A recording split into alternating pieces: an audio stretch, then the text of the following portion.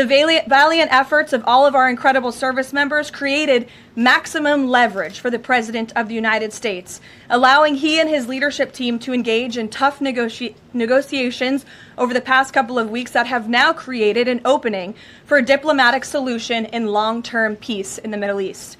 The President's maximum pressure and the leverage created by the success of Operation Epic Fury led to the Iranian regime asking for and ultimately agreeing to a ceasefire proposal with the United States. Iran could no longer tolerate being bombed or taking the gamble of what was to come following President Trump's 8 p.m. deadline last night.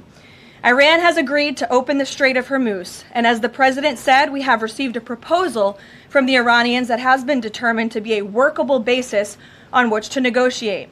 I've seen a lot of inaccurate coverage today from the media about these negotiations and these plans already. So let me be clear and correct the record.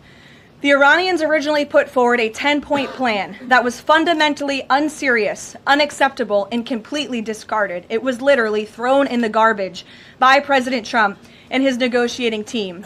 Many outlets in this room have falsely reported on that plan as being acceptable to the United States, and that is false. With the President's deadline fast approaching and the United States military completely decimating Iran with each passing hour, the regime acknowledged reality to the negotiating team. They put forward a more reasonable and entirely different and condensed plan to the President and his team. President Trump and the team determined the new modified plan was a workable basis on which to negotiate and to align it with our own 15-point proposal.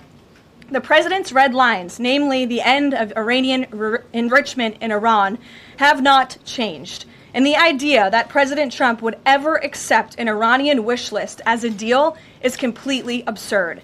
The President will only make a deal that serves in the best interests of the United States of America, and he as a negotiating team will focus on this effort over the next 2 weeks, so long as the Strait of Hormuz remains open with no limitations or delays.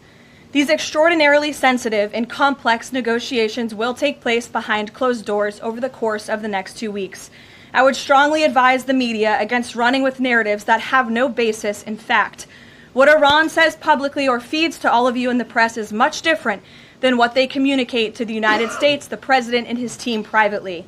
Never underestimate President Trump's ability to successfully advance America's interests and broker peace. President Trump has a proven track record of achieving good deals on behalf of the United States and the American people, and he will only accept one that puts America first.